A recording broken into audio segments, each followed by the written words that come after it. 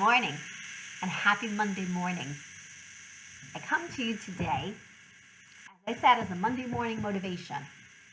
So this morning, I would like to broach with you, as we discussed our last week about how big is your why.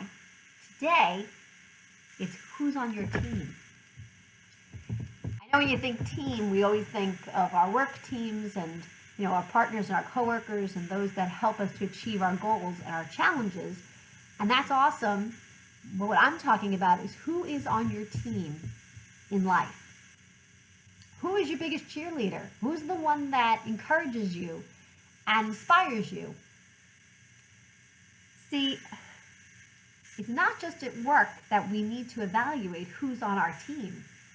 It's also in our personal lives. Look for the encouragers. Be around the people that motivate you and inspire you to go after a dream, or even if it be a small goal, just something that pushes you forward. You see, because if you're not moving forward, you're going backwards.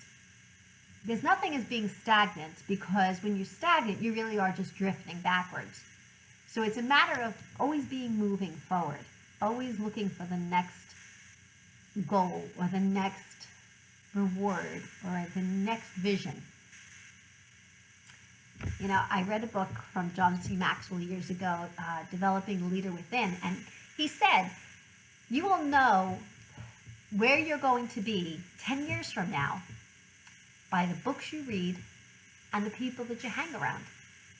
And I thought that was so fascinating, the people that you hang around. And I started to realize he's right.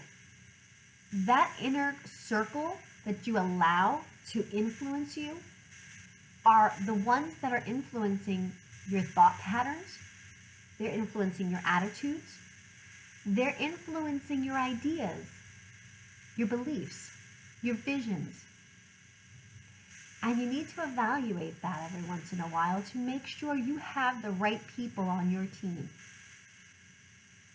And if you don't, you need to evaluate how you can adjust so that you can best assess who it is that belongs on that elite team to help you get to the place that you want to be.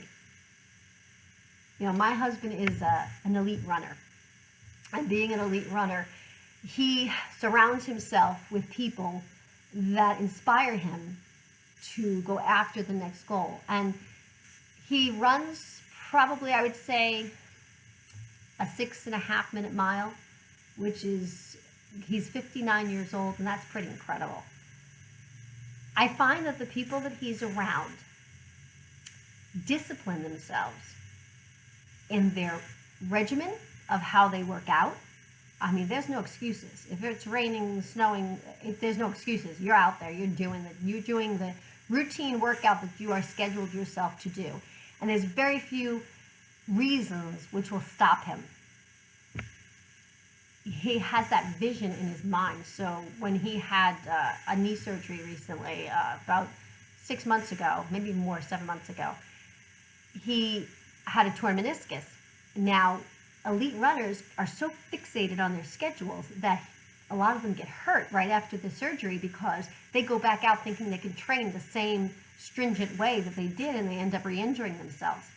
So he went slow and steady and ended up building himself over the last 5 months, and is now back to pace to where the person that used to beat him in his age group, he is now about 20 seconds behind on the last race, and said to me, the next race I'm beating him. And I thought that so fascinating, because pacing yourself, of which he's got me, I'm going to be running a 5K next weekend, and he's been training me. And I have to tell you, I come home and I'll say, I do not feel like going out on that track tonight, or I don't feel like running on that boardwalk. And he said, no excuses, we're going. And he pushes me to go. And once I get started going and I'm out there running, I really feel like I'm glad I did it. But it's those people that challenge and motivate you are your greatest assets. So when I ask you, who's on your team?